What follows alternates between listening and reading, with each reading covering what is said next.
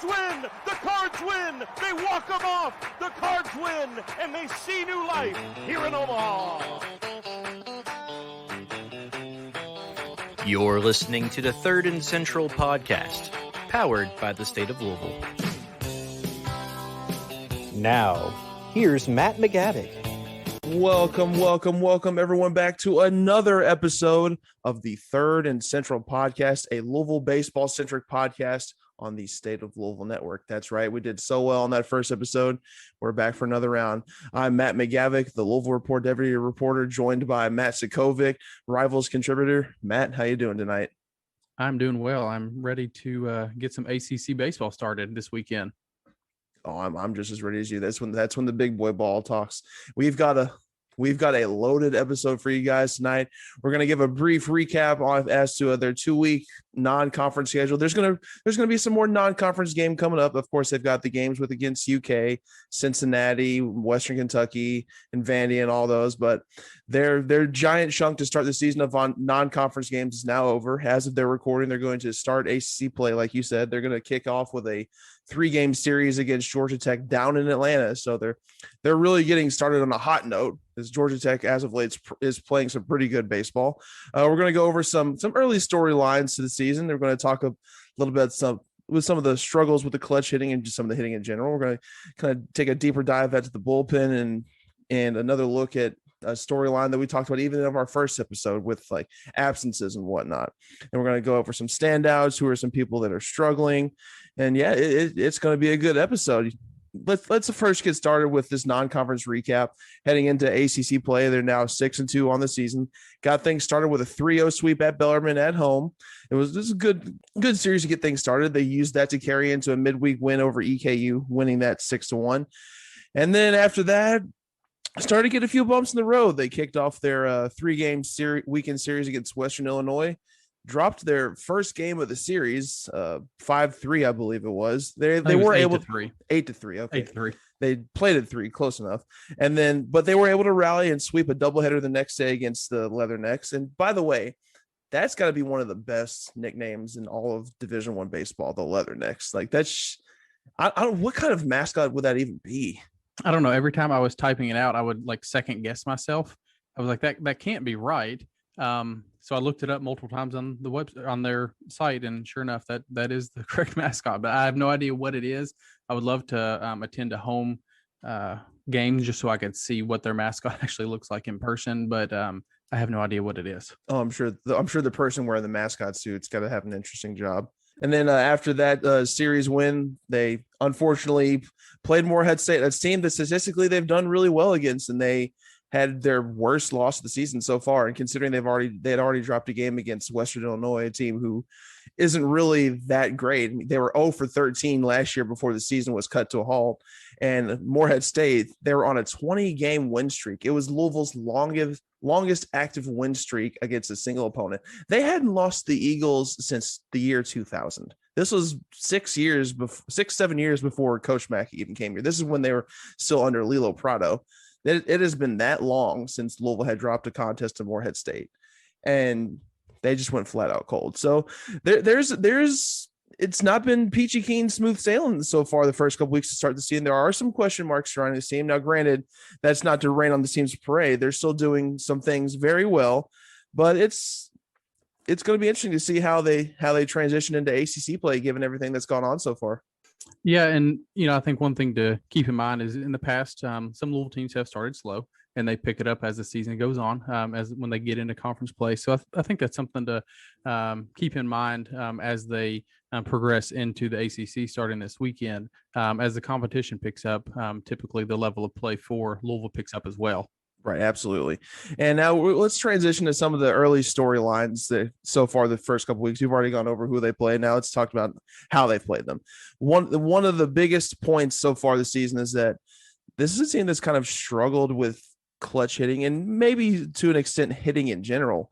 So far through that Morehead State game, they're now 18 for 84 with runners in scoring position. That's batting just .214. When you've got a man like on just about to score. That's not winning baseball right there. And it was exceptionally bad against Morehead State. That was arguably the reason that they lost that game. They were 0 for 12 against the Eagles with runners in scoring position, and they left 19 runners on base. I double checked it, and that ever since they started keeping records in 2000, because before that records are kind of shoddy, so they don't use it as an official mark. But ever since records were started in the year 2000, that is a Louisville record. Home, away, postseason, regular season, doesn't matter. That was the most Louisville had ever left on base in a single game. And just for their team batting average in general through 8 games, they're batting .272, which, don't get me wrong, it's not bad. But by Louisville standards, given everything that they've accomplished under Coach Mack, that's not exactly the greatest, especially when you're not playing the best quality baseball opponents. Like I mentioned earlier, Western Illinois was 0 for 13 last year. Moorhead was 1 for 5 heading into their game against Louisville. And just to give a bigger context as to kind of their hitting struggles, that 272 mark is 70th out of the 235 teams that have played a game so far. Because I know some leagues are not playing, or some leagues are getting a late start. I know I'm not sure if the Big Ten has started yet, so obviously more teams will come into the fold then. But they've got a little bit of growing to do in that regard. Yeah, and going back to what you said about Moorhead State leaving 19 runners on base, when you leave over 2 runners on base per inning, it's going to be hard to win ball games. If you can't win games against Moorhead State, leaving that many runners on base, imagine when you're playing teams like Georgia Tech and you're playing teams with like Miami in conference. That's not a recipe to win conference games in the ACC. It's just not going to happen. No, absolutely not. But we actually had this conversation with Nick Bennett and Jake Snider. Baseball is baseball. I mean, you're going to have games like that. It doesn't help that you're doing it against a competition that you should be handling with ease. But as you and I both know, baseball is a sport. It's the most upset prone sport of them all. Like, I think the exact quote that I used in that interview, the 1920s Murderers Row Yankees could lose to the 100-loss Houston Astros, and it wouldn't be a shock. I mean, it would be a shock to see that happen nonetheless, but it wouldn't be a surprise that those kind of things happen. Well, if you look at some of the upsets that have just happened, already this year, EKU beat Georgia Tech. Georgia State beat Georgia Tech the other day. Vandy has, gotten beat. There's been a lot of upsets this year that you look on paper and you're like, how did that happen? So it happens in college baseball. It's going to happen this year more so than any other year, just because the landscape of COVID. So we're going to see that happen this year. So it shouldn't be a surprise to anybody. It's happening to everyone. You look at even Ole Miss, went down to Texas and beat 3 top 12 teams in the opening weekend, and then they come home and laid an egg to Central Florida. So it's happening. It's going to happen throughout the year just because of what we're going to experience with baseball this year during COVID. Right. And that's not to say there's not players who aren't doing well to play. There's plenty of players. There's quite a few actually who are having really hot starts to the year. And we'll get into that later when we talk about our standouts and who's struggling and whatnot. But let's transition into the other side. Let's transition to the mound. So going into this season, this was a team who was viewed to have a really deep position set of players. And when it came to the pitching staff, maybe not so much. We had talked about how they had lost 2 first rounders to the MLB draft out of their starting rotation. And while there was still a bunch of guys there, it wasn't going to be as deep as their position players. But so far through the first 2 weeks of the season, we've seen numerous guys get time and put up quality innings and outings. So far through 8 games, 19 pitchers have seen time. And out of those 19, only 4 of them have been exclusive starters. So that's 15 guys who are just having an exclusive bullpen role so far to start the season. And considering the guys who might have to sit out due to injuries or COVID, and we'll get into that in a little bit, that's a really promising sign. Yeah, I think so. And then, you look at continue down, look at the stats. This team right now is ranked 18th in the country with a 2.38 ERA so far this season. And like Matt was saying, going into the season, the pitching staff didn't have quite the name recognition that the position players did. But Roger Williams, he's, used a lot of pitchers early and often this year. It's going to take all of them in the bullpen this year to get through the season with injuries and COVID and everything else going on. So I think getting the experience out there early and seeing the success that these guys are having on the mound is going to go a long way this year. especially like you said, you never know any given weekend who's going to be available and who's not. And that Western Illinois series is a prime example. I think it was 2 or so hours before first pitch of that Friday game, and we got the press release that there were going to be 11 guys out for that entire series. Now, the university didn't explain why, and of course, they're going to withhold those reasons for obviously privacy issues and whatnot. But on the bright side, well, maybe not the bright side, but on the better side, there were several people on that list that we know for a fact were out with injuries. I know Gavin Sullivan was on there. Coach Mack told us before the season started that he's out for the year. Kerry Wrights had injuries. Ryan Hawks had an injury as well to his elbow. Ben Metzinger's been having back issues, and there are also a couple other guys on there. I can't remember the entire list off the top of my head, but it wasn't like a COVID outbreak of sorts. So there were more injuries on that list than we were made initially aware of. So it's not a huge issue, but it further accentuates the point that this is a season, like Coach Mack said in our interview in episode 1, you might be a freshman, but you've got to be more ready than any other freshman ever has been in this program, because you never know when your number is going to get called. Because on that list, Glenn Albanese was out. He didn't pitch Friday. And then Dalton Rushing, who had started every game up to that point, he was out. So that elevated guys further up the depth chart. And then as a result, guys who would normally be in backup roles behind those guys were now put on deck for maybe late game situations to get some innings. Yeah, and I think we'll talk about some of those guys here in just a little bit that have kind of stood out this season. And we didn't maybe necessarily think we'd hear their name called this early. But they've had to step up in situation roles that they've been able to shine. And I think, we've got a couple of freshmen that we may didn't think we were going to see this soon, but they're putting up pretty impressive numbers so far in the first 8 games of their college career. Absolutely. And now we'll just use this as a segue to talk about some of those standouts. Of course, when talking about standouts so far on this Louisville team, I think the conversation so far starts not with Henry Davis, even though he's the one who's been like the Golden Spikes preseason watch list recipient and whatnot. It's got to be Cam Masterman, the outfielder. He's started off on just an absolute tear. I mean, in that first series against Bellarmine, he had a home run in every game. Now, he hasn't had a home run since, but still, when you have 3 home runs through the first couple weeks of the season, that's something to sniff at. So far, he's batting .478. He's 11 for 23. Got a trio of home runs, 7 RBI, 8 walks. And I know it's just through 2 weeks, so it's not a huge sample size, but he's got an OPS of 1538. I mean, if you're in the majors, if you got one of 1250, that's like an MVP level season. And like I said, not a huge sample size, but considering he's starting like this, that's a great sign. Yeah, I think the numbers that Cam Masterman putting up this year are they're just silly. And I don't think it's anything that I know I didn't expect to see out of Cam. We've seen power that he's had in the past, but we haven't seen Cam, have this much of a role in Louisville's offense, and it's not something I expected. So it has definitely been good to see with a couple other guys that, are taking a little bit more time to get started this year. Right. And of course, like I just mentioned, Henry Davis is obviously part of that conversation as well. He's also had a great start to the season. He's batting just a hair over 400 at 407.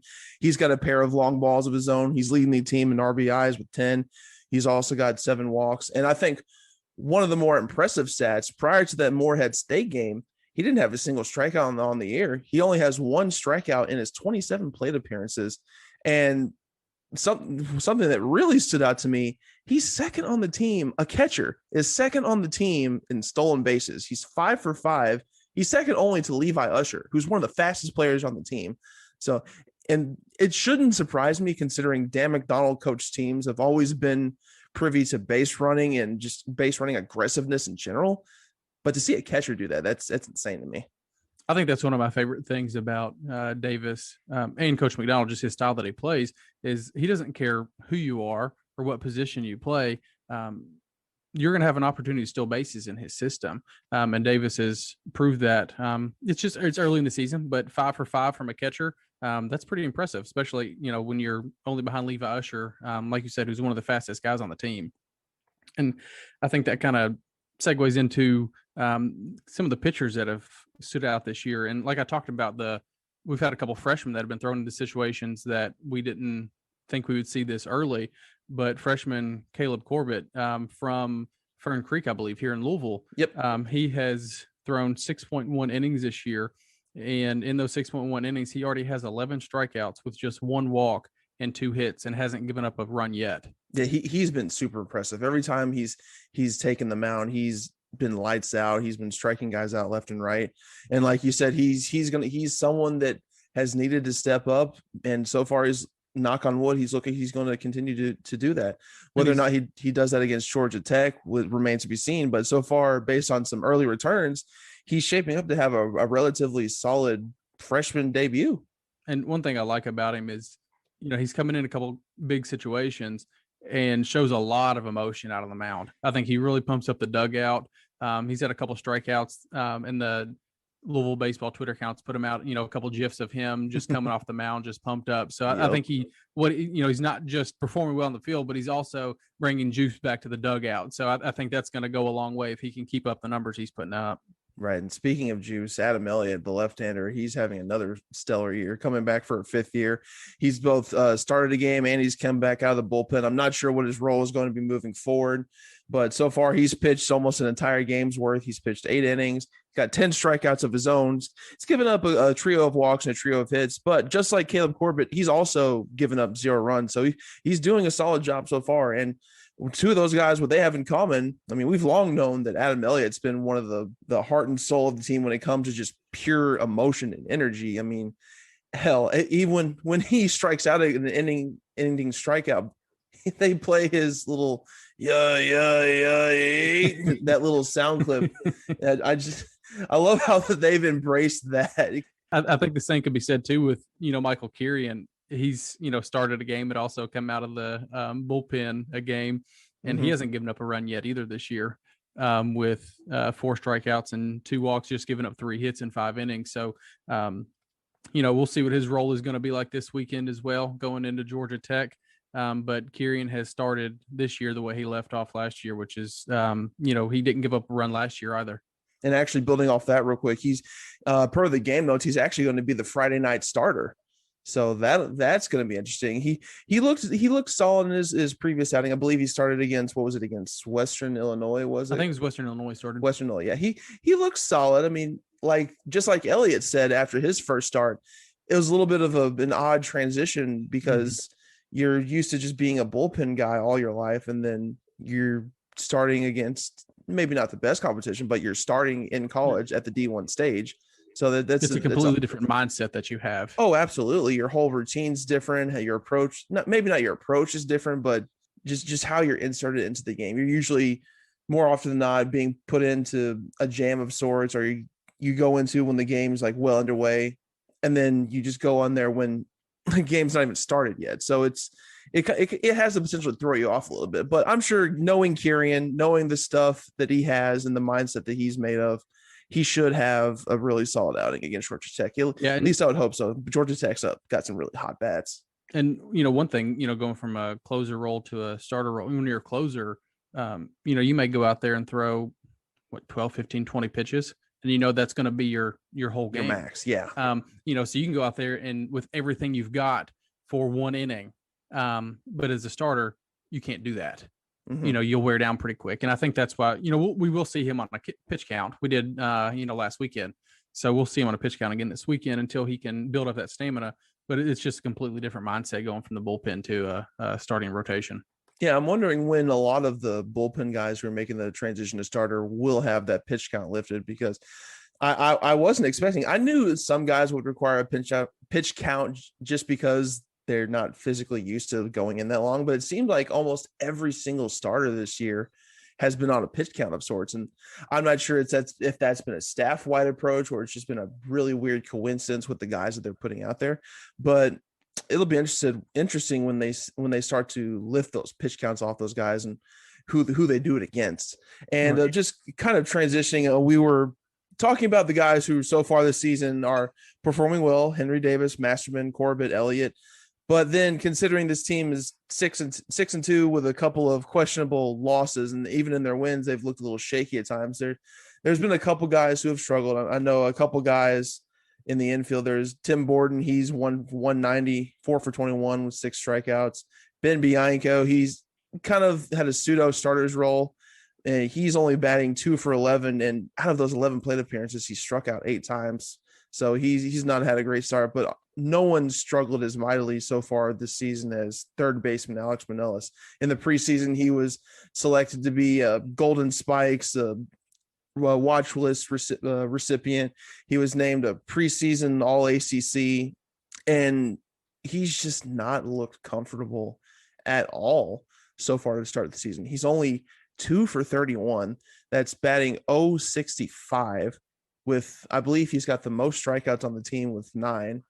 And just looking at his swing, it seems like it's not like he's making bad decisions. He just doesn't seem comfortable up there in the box, which to his credit, we were talking to Eric Snyder before the season started, and Alex's hamate injury lasted well into the fall. I mean, it healed at that point, but it took him a little bit while up until the spring to truly get a little bit more comfortable from hitting. And Snyder straight up said that in the fall, his defense was just okay. It wasn't good. It wasn't great. It was just okay. And when you're on the hot corner, you'll get screamers down that line sometime. And when you're dealing with a hand injury, I'm sure that's got to mess you up mentally.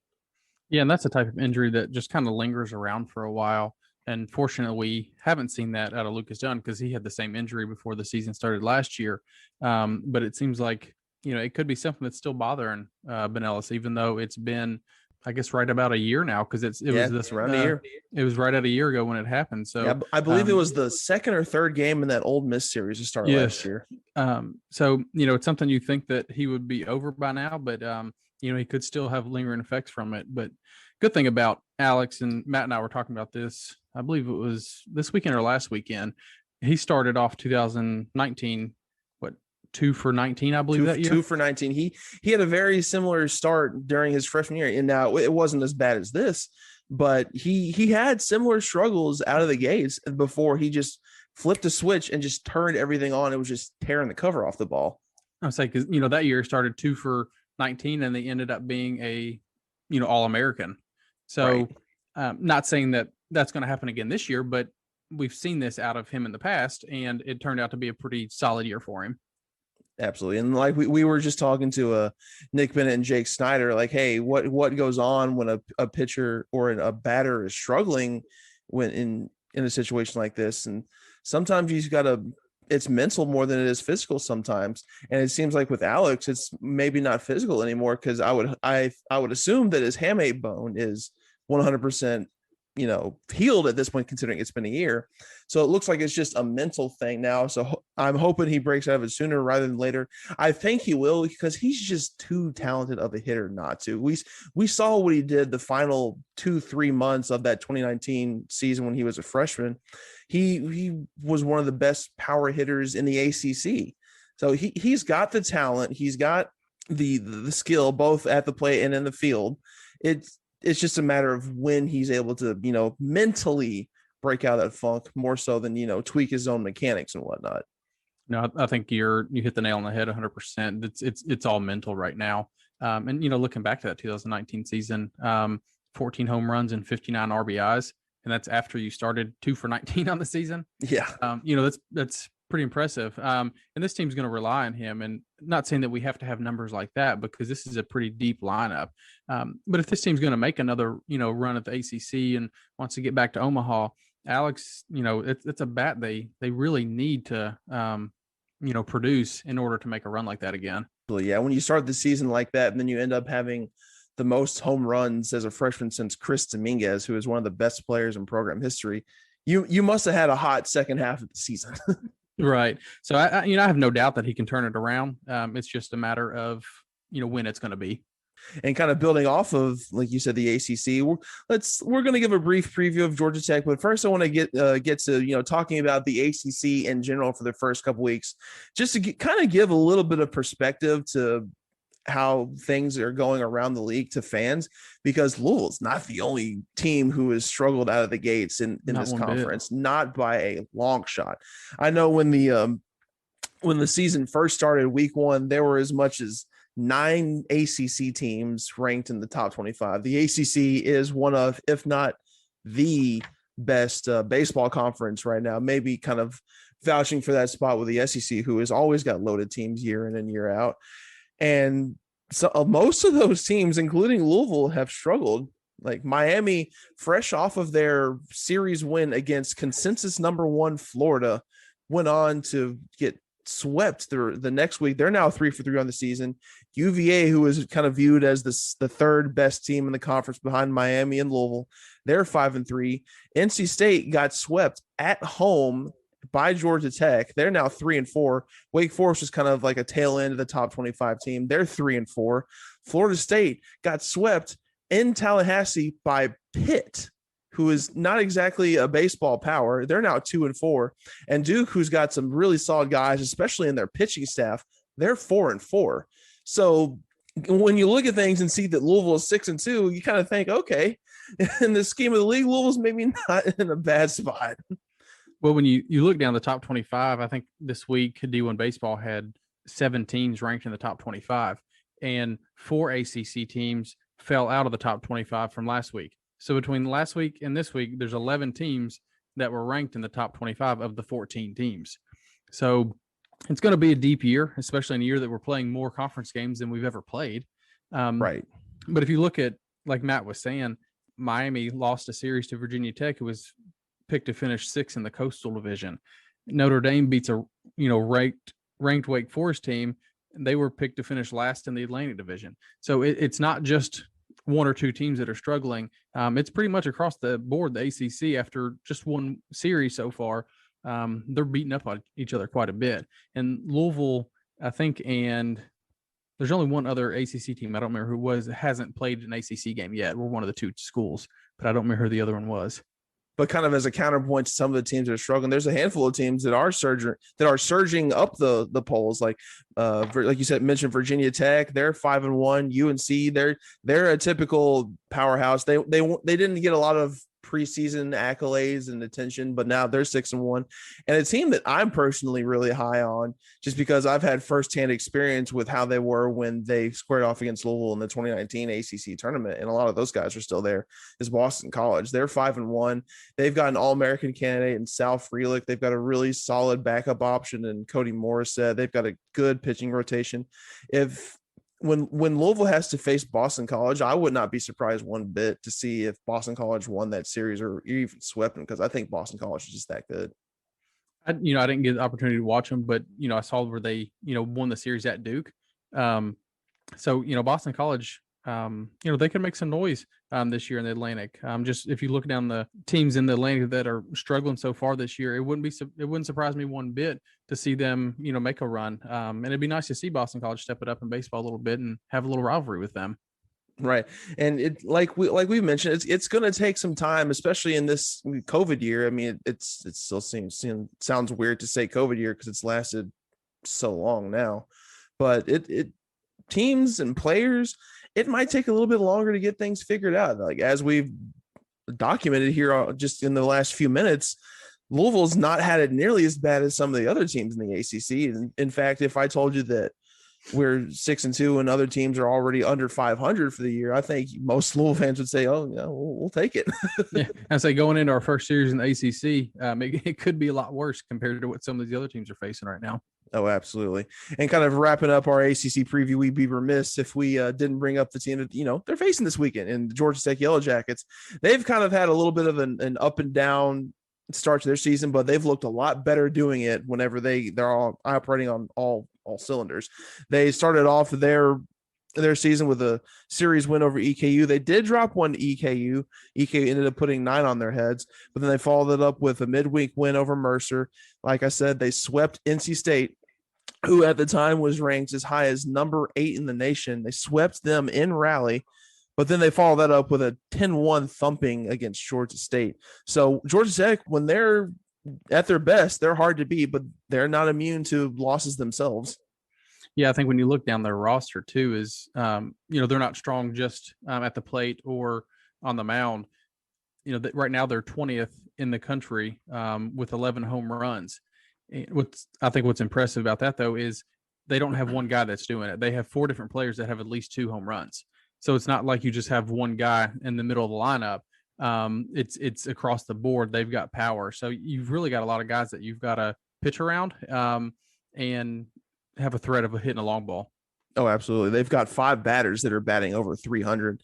Now, granted, that's against EKU, it's against Mercer, it's against Georgia State, but they've got a series sweep against NC State in there. So it's not empty stats there. And of course, they're led by Kevin Parada, who's batting 440. He's got a pair of homers and he's got 10 RBI, all of which lead the team. And he actually won ACC Player of the Week this past week. So he's going to be a threat for that pitching staff to keep tabs on, whether it's the starters, the bullpen. They've got the people that you can't pitch around. It's going to be difficult for the Louisville pitchers. And then speaking about pitchers, my goodness, Georgia Tech's got some dudes out there, because 2 of their 3 weekend starters. I mean, it's only been a pair of a pair of weekend starts. It's only 2 through the season, but they got ERAs under 1. Got Brant Herter and Sam Crawford, and Andy Archer, the third guy in the rotation. He's actually their Saturday guy. He's at 4.7 something the last time I checked his ERA. But their other 2 options when it comes to their starting rotation, they're lights out.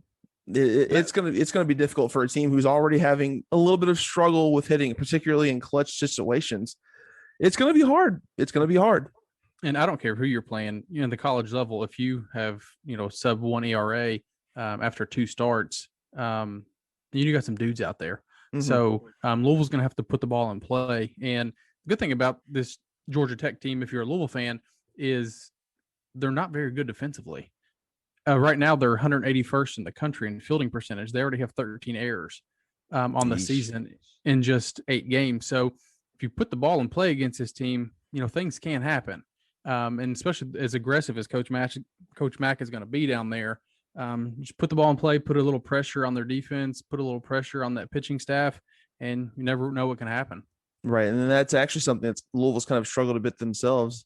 They've got a fielding percentage that ranks just outside the top 100, just outside the top 100 at 960. So I'm hoping that gets cleaned up. I'm sure it will going forward. The players are too good. The coaching staff is too talented. They're too experienced. They'll get the ship corrected sooner rather than later. I know we were just talking to Nick Bennett and Jake Snider, and Nick kind of hit the nail on the head. You've got fans who are like, oh, Louisville baseball is not going to be good this year after just watching a couple games where they might lay a stinker out there. Like I've already said, baseball is the most upset prone sport there is. Anyone can be anyone at any given time. It just depends on who wants it more, or who's coming in with more momentum, or what have you. You're not going to have a perfect season in college baseball. That's just not going to happen. Louisville's going to take some losses here and there, but then, like Nick said, once ACC ball starts, it's when that little bit of a light switch turns on, and this is big boy ball now. So now you're getting a little bit more amped up, a little bit more juice for some of these guys that are going to come at you, because they've got some good stuff as well. Yeah, and one thing to add to about the Georgia Tech series coming up this weekend, and Jake kind of hit on a little bit, is former Card Zeke Pinkham. He is actually a volunteer assistant down at Georgia Tech, and he played at Louisville 2016 through 2019 and was on the College World Series team. He actually caught the game against Mississippi State when we walked them off the ninth. But that could come into play a little bit this weekend, I think. He knows the Louisville system, he knows the staff, he knows the style they're going to play. Probably familiar with some of the pitchers we've got on the staff, not some of the younger guys, but a couple of the older guys. So I think that could maybe have a little bit of impact on the game, because he kind of knows this Louisville team as well as anybody, being in the program for 4 years.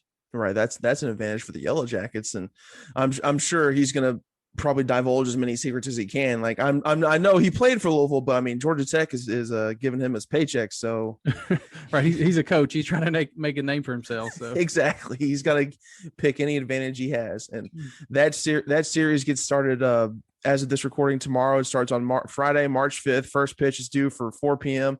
Then for the Saturday and for the Saturday and Sunday games, Saturday gets started at 2 p.m. Sunday is due for 3 p.m. The first 2 games are going to be on the ACC Network Extra. The final game of the series is going to be just on ACC Network. So that's going to be actually on TV. You don't have to pull it up on a streaming device or anything like that. I know a lot of those early college baseball games, you can't really watch them unless you're watching it on your phone or your laptop or your tablet or what have you. But for that final game in the Georgia Tech series. You will be able to watch it on TV. Thank God, it's about time. So that's going to be an exciting series. I can't wait. And I'm not just saying that because I covered Georgia Tech.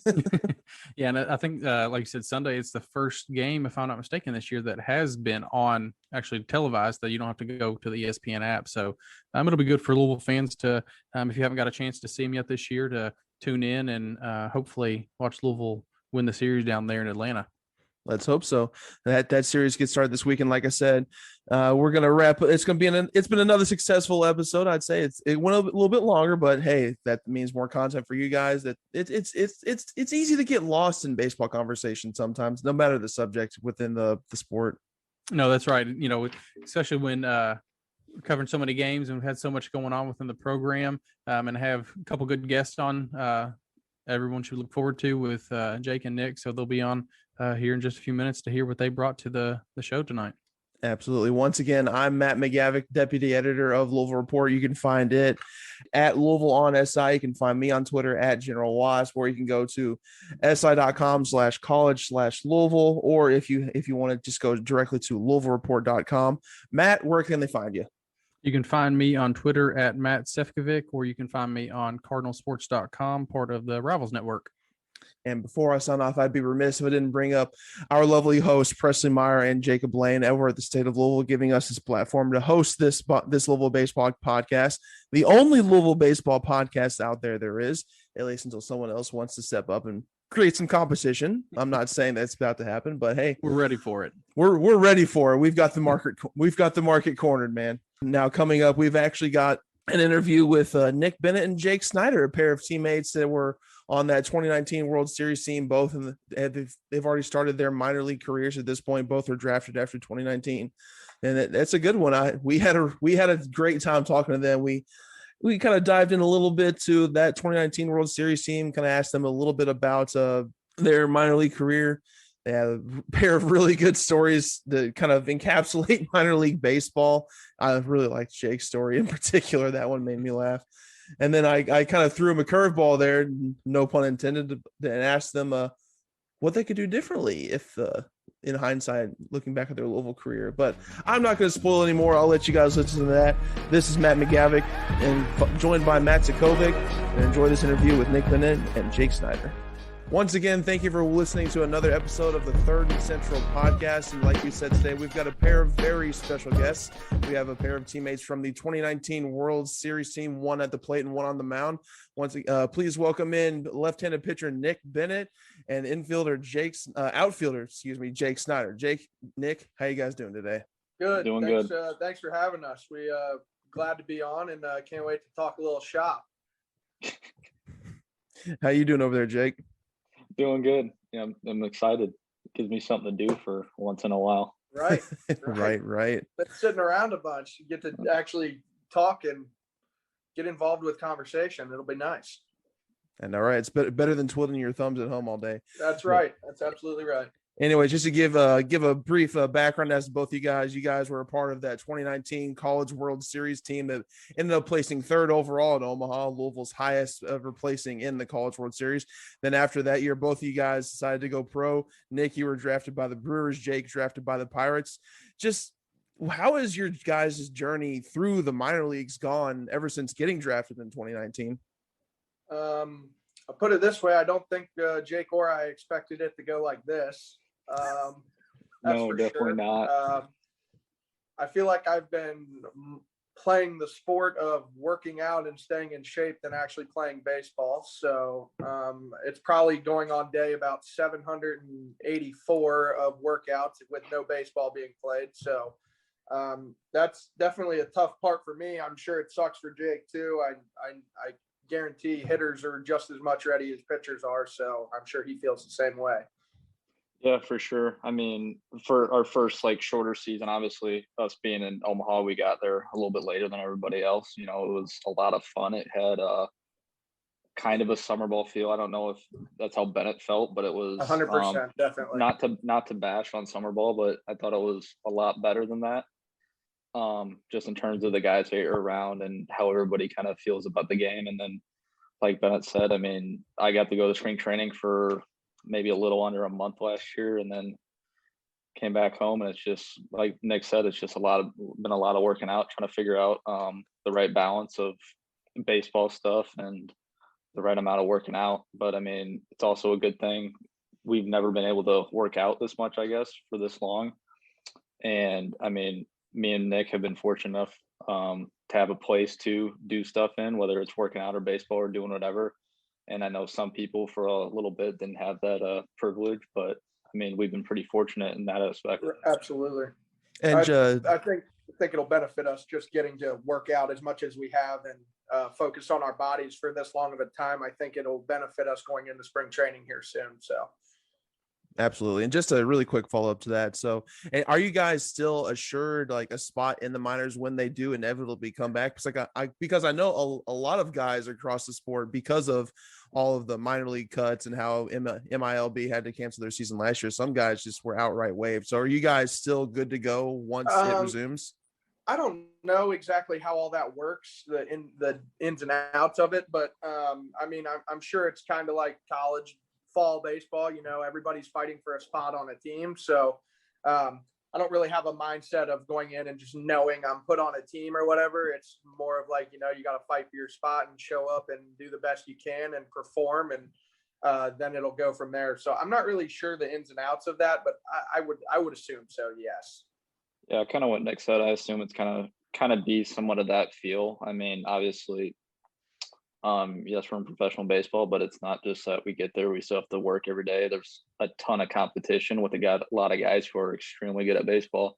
So, I mean, it's just going to come down to whenever we get the chance to actually go back and play. A, are you ready to play? And B, are you ready to work in order to win a job or win a spot? And you all definitely had a wild journey in your minor league career so far. Is there one moment or story that sticks out as your favorite memory so far during your young career? I definitely have one. This is probably my 5th game in rookie ball. I had just gotten to Colorado Springs, Colorado, and we were playing against the Dodgers rookie ball team in Ogden, Utah. So that's about a 10.5-hour bus ride first off. And then, so this is like my 3rd or 4th minor league baseball game.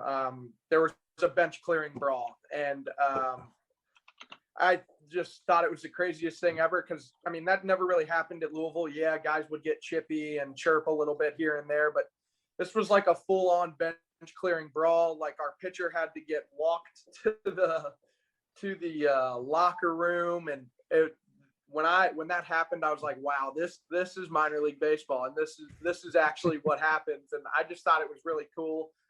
Definitely was not involved in the brawl, but it was kind of crazy what happened. One of the hitters for the Dodgers, I don't know who it was, in the middle of the at bat, he switched bats. He walked back to the dugout and switched bats, and then he came back, got in the box. This is after like a 45-second ordeal. He's got 2 strikes on him. He then stepped out of the box like 2 or 3 times, redid his gloves, and the kid on the mound was just like, all right, I'm tired of this, and straight up plunked him in the head. When he plunked him in the head, the kid started charging the mound, and that's when the benches cleared. And I was like, wow, this is welcome to minor league baseball. Were you in the bullpen at that point in time? Did you come out of the pen? I was not. I was starting I was getting ready to make a start. So I was in the dugout, just hanging out. The starters usually hang out in the dugout a little bit. So I was in the dugout, and I saw everybody starting to run out of the dugout. I'm like, oh my gosh, this is actually happening right now. Jake, what about you? I mean, we had something kind of similar to that. I won't tell another story, but like that. But I don't. Kind of weird what happened. Had never seen this before ever. We were in, I think, Elizabethtown, like Tennessee or something. We were playing the Twins, and in the middle of the game, all of a sudden, a pipe bursts behind the mound, and it's like it's shooting water, like gallons of water, like 20 feet up into the air, like flooded the whole infield. Like it was like a 45-minute ordeal. And eventually we started playing again, but like there's a pond just around the pitcher's mound. I'd never seen it before. Yeah, that definitely, those two stories right there definitely sum up minor league baseball. Yeah, that's a good, Pretty wild. accurate depiction of minor league baseball right there. It's a far cry from the nice facilities at Louisville's, I suppose. Oh yeah, yes it is. Yeah, but I mean, you never get to experience kind of stuff like that. Like Bennett said, I think the closest we were in the benches clearing was sophomore year when Devin Mann got hit in the head when we were playing UK. Right. I think That that's was about the closest we got. and we weren't even 10 feet from the other team. That was the closest we got. This was Yeah. like full on, like dudes grabbing other dudes. Like some guys were definitely ready to throw punches. Like it was pretty crazy. Good grief, that's insane. All right, so kind of moving on. Ever since you guys have started your professional careers, I'm sure you've run into a bunch of veteran guys, coaches who probably like lended a helping hand at some point to try and help aid in your guys' career to try and reach the big leagues. Who has been your biggest mentor or influence outside of Louisville since you guys started minor league ball? I'll let you go first, Nick. Okay. For me, I would probably say my trainer I work with back here at home, Kevin Hollabaugh. He built a sports performance workout place, very, very beautiful facility. It's called Pro Force Sports Performance. And I think I've really taken my body to a whole nother level just from working out and doing a lot. He's very smart about baseball technique, workout type stuff like that. Not just working out, but also like arm care and basic pitcher stuff that some guys lack and don't do. And definitely him. And then for a player, Brent Suter, who is a pitcher for the Brewers, works out there with me. And this whole off season until he left for big league spring training, we've been working out together and really pushing each other. And he was my catch partner the whole off season. And I've learned a lot from him. He's a very intelligent baseball player, not just on the field, but off the field. He's very intelligent. And I learned a lot from him as well.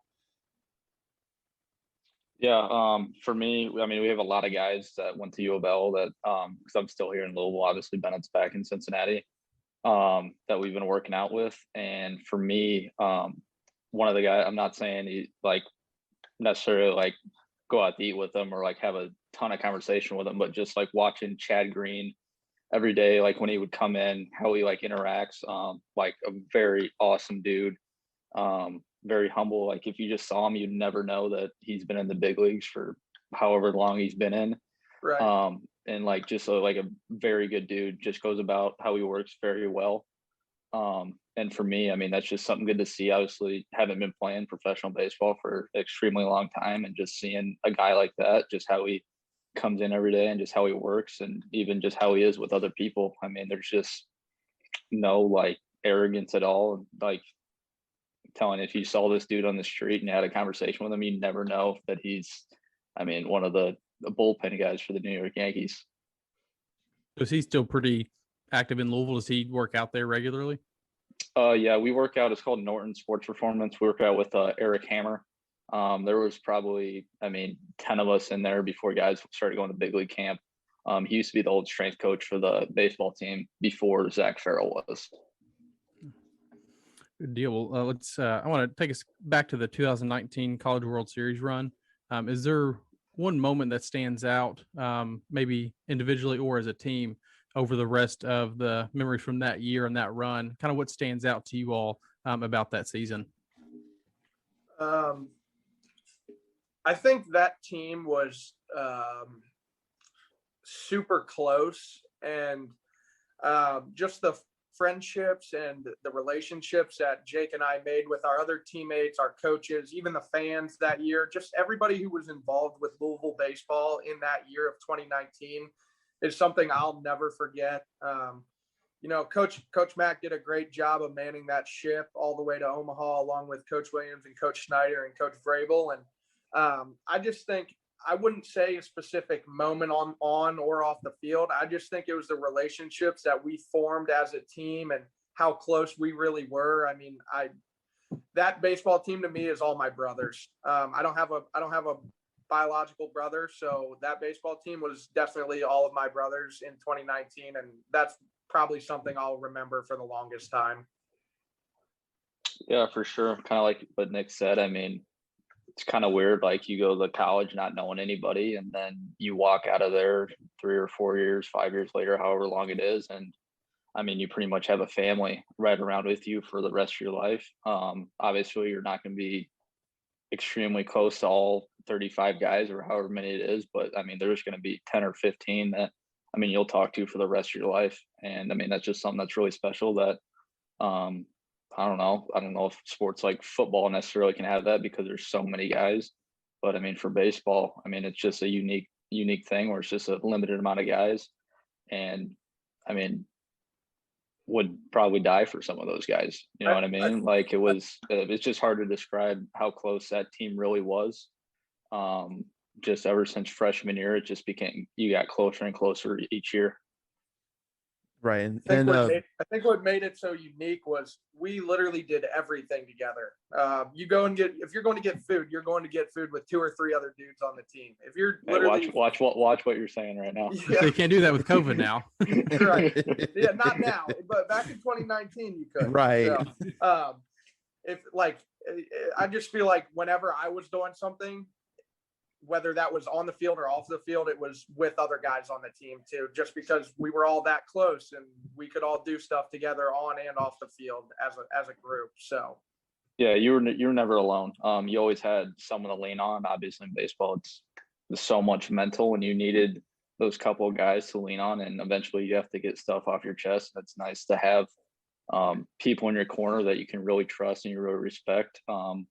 Where not only they can listen to you, but they feel like they can talk to you and let stuff out. So with that team, I think it was just really special in terms of how close we were and how much, pretty much how much of a bond that we had in order to move forward. Right. And before I go on to my next question, one moment I want to kind of go back to during that run was that Mississippi State game. You guys were on the ropes heading in that 9th inning, and you guys end up walking off the Bulldogs. What was that moment like? Because I was there at Omaha covering that game, and even for me, someone who's not a part of the team, my heart was in my throat just watching that game, and then to see you guys pull off the victory by the skin of your teeth, that had to have been an insane experience. Yeah, I think my experience is a little bit different than Bennett. Obviously, Bennett wasn't playing, and I don't think I started. You started that game. It did. My role in the game did not matter at that point. Yeah, I mean, I think I led off the inning, and I don't think I can tell you anything that happened in that entire inning until the game was over. It was just, I mean, you so locked in that you almost like black out almost. I was in the dugout, obviously, after I started, and it wasn't a great start for me. And came into the dugout, and head was high, everything was fine, and I just had a confidence in the guys that were playing that we were going to pull that game out one way or another. I could just feel it in the dugout a little bit that everybody had that high confidence and trust in one another that we were going to end up pulling that out one way or another. And we ended up doing it, and that was running out on the field with everybody after that happened was definitely one of the coolest experiences I had while playing baseball at Louisville. One thing I do remember though, Pat Romero was definitely not the fastest guy. Absolutely. I could not catch Pat Romero. That's the only thing. The guy was like I could not catch him. Yeah, I catch him out to Campbell. I bet that mad dash to catch either Oriente or Campbell during that final at bat was just insane. I bet you guys were just going full sprint after them. We looked like a football team running down on kickoff. Just doing suicides and kickoffs. Oh man, that's right. Oh man. Okay, now heading into my next question. Obviously, you guys have moved on to the professional level, but looking back, this might be a bit of a tricky question. Is there anything you guys, knowing what you know now, would have done differently during your time at Louisville? Bennett, me or you? I'm gonna think for a second. If you got one off the top of your head, go. Yeah. I don't think I was necessarily the greatest hitter or whatever of all time. But I definitely think that I psyched myself out a lot during my sophomore year. I had a little stretch where it was going pretty bad, and even my junior year for a little bit, and it always seemed to, for some reason, click in the last month of the season. And I kind of just wish I would have worried about stuff a little bit less and not really, it's going to sound bad, but not care as much, because I think that you can care too much and you kind of get going in your head. And I just think that's one thing that I've definitely done a little bit better job of moving on in the professional baseball. But I mean, that just goes with, you know, growing up, trying to figure out your way almost of how you need to be. I mean, some guys need to care more and some guys need to honestly care a little bit less. And for me, I think it was caring a little bit less and just like taking that pressure off of me. For me, I think it's more of the mental side of baseball. I wish I would have been more fine-tuned in here than physically on the mound. You know, I was very aware of everything going on within the game, the ins and outs of how it works and all the data and all that good stuff. But I think there's a part of baseball that's more mental than physical. And I think my mental game was good. I think it was strong, but I think it could always be better. And that's something that I've definitely worked on once I left Louisville. And I wish I would have had that early on when I was at Louisville, like my freshman and sophomore year going into my junior year. You know, Coach Mack always talks about how the draft sometimes affects guys. And I mean, I'm not gonna say it didn't affect me. I definitely was one of those guys who thought about it a bunch. And I definitely wish I wouldn't have, just because, you know, the draft will play out how the draft plays out, you know.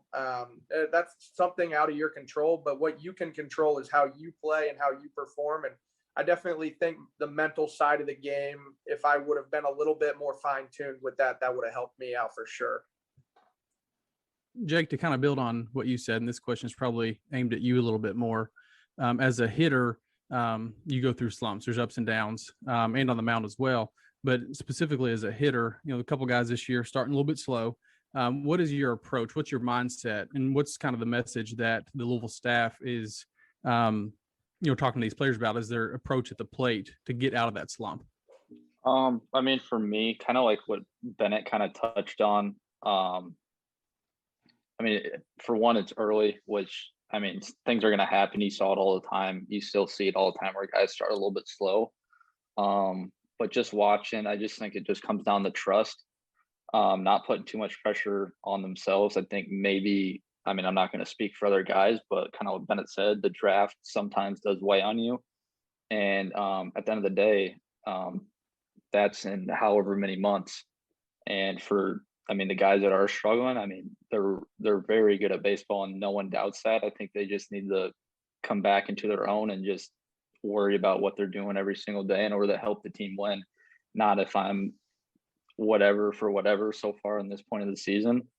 Because no matter what, even if you don't get a hit every game or do whatever, like you have hundreds of ways to contribute to the team in order to help them win. And I mean, yeah, I know it's early, but I mean, guys can still, I mean, move the ball with runners on base. And I think that's what their struggle was with in the last game. But I mean, I think they're okay. I mean, I just think it needs to go back to like coming into your own and just trust what you can do and not be so worried about the draft that's in 4 or 5 months. I mean, it's a lot easier now to say that after we've already gone through it. But I mean, that would just be my message to those guys. Yeah. And to Nick, what about some guys who might be having a slow start on the mound? Do you just tell them, hey, it's all in your head, or what's your approach when you talk to someone who's maybe either not having a great outing or is not having a good stretch or something to that nature? Right. You know, being a pitcher, you got to have a short-term memory. I know when I was there, I'd have a bad outing or something, and I'd immediately want to go dissect what happened in the outing and how it went and what went wrong, what I was doing wrong. And that's all okay. Absolutely. But at a certain point, you got to do a classic Coach Mine and a classic Coach Mack and flip the page and move on to the next start or the next outing, whether that's starting or relieving. I think a short-term memory as a pitcher is really beneficial. And that's something Coach Williams actually taught me.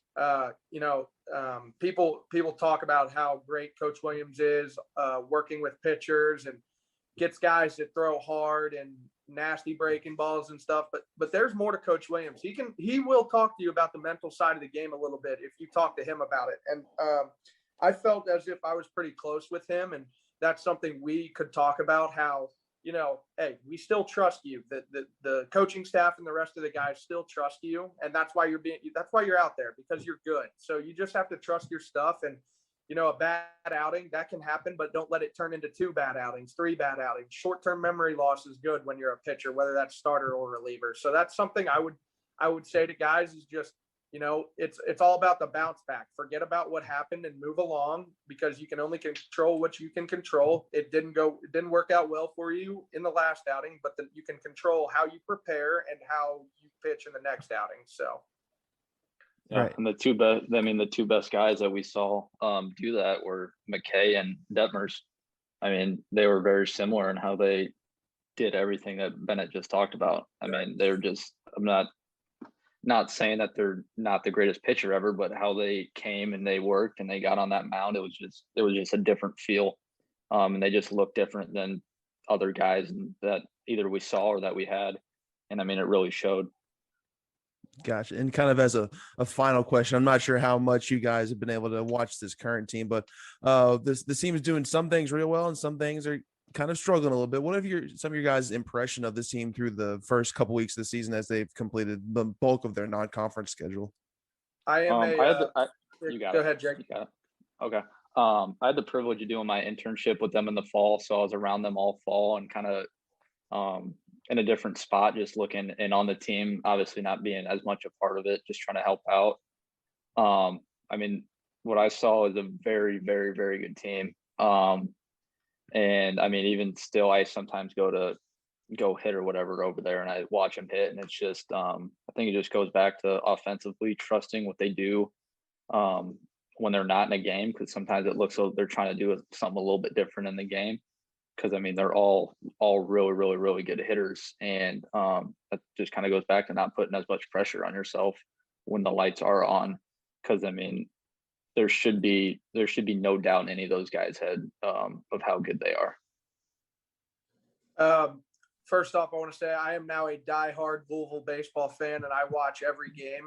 I find it on my phone. I'm watching always. Same. I mean, that's just something I love. I love watching college baseball in general, and obviously getting to watch guys that I've played with and new guys here at Louisville. I love doing that. And I know, you know, you have a couple early season bad losses, whatever you want to call them, and you get the fans, oh, Louisville baseball's not legit this year, all that stuff. I love hearing and seeing that stuff, because guess what? Give it a little bit and they'll be just fine. Okay. These dudes know how to figure that out. They have great leaders in the dugout. They have great leaders as coaches. They will get all of that figured out. I don't have a doubt in my mind that they will end up in Omaha again. They always prevail. We always do. And I think we love playing towards the end of the year, middle to the end of the year. That's when we turn it on. And I mean, Jake can probably speak for this too. We definitely slacked a little bit early in the year here and there when we were there. And, you know, I don't know why that is or what the reasoning is for that, but that's part of baseball. That happens with teams, but those kinks get thrown out of the window pretty quickly once you start moving into ACC play and towards the middle of the year, and then the ACC tournament and then the postseason, and they'll look like a whole new team compared to what they look like now. I guarantee it. Right. Baseball is baseball. It's one of those sports where it's the most upset prone sports they're in. Like the Murderers Row New York Yankees could lose to the 100-loss Houston Astros on any given day. Any given day. Yeah. I mean, they kind of had a similar start to what we had in 2019. I don't think we had a very good start at all. No, we didn't. We were losing games that we should have won, and Coach Mack talks about that all the time, and it takes teams a little bit to get going sometimes. And I mean, I just from watching that, it reminds me of when Jake and I were there, because we dealt with similar situations like that. So to all the fans out there that are, you know, complaining, oh, they're not going to make it though, just relax. They'll be all right. And I think, and no disrespect to the team they've played so far, it's hard to get up for some of the teams like that. When you get into ACC play, it's a lot Absolutely. easier to get amped up for a game like that. 100%. 100%. ACC baseball is top tier baseball. There's plenty of guys from other ACC teams that are going to get drafted and go on and play for a long time, just like Louisville. And that's when, like, that for me, and I'm sure Jake can attest to this too, that's when the fun baseball began for us. Once you play your quick midweek games and your first few weekend series and get that out of the way, and you're playing a bunch of different guys and filling out the lineup and stuff, and then once it's time to go, it's time to go. And I think we made that switch very quickly. Absolutely, yeah. Big boy ball is just around the corner. As of this recording, they start tomorrow, Friday, with 3-game series in Atlanta against a red hot Georgia Tech team. So it'll be an interesting series. They're going to get tested really quick. Once again, thanks again, you two, for joining us. This has been left-hander Nick Bennett of the Milwaukee Brewers organization, joined with outfielder Jake Snider with the Pittsburgh Pirates, correct? Yes. Pirates. I don't know why I had doubt in my mind on that one. It's hard to track with all the Louisville guys that they're putting in the league. It really is a lot of guys. Sometimes I forget how many guys the White Sox have drafted. You need a couple of hands for that one. Yeah, I know. Once again, thank you guys for joining us. This has been episode 2 of the Third and Central podcast with Matt McGavic and Matt Sefcovic. This is us signing off.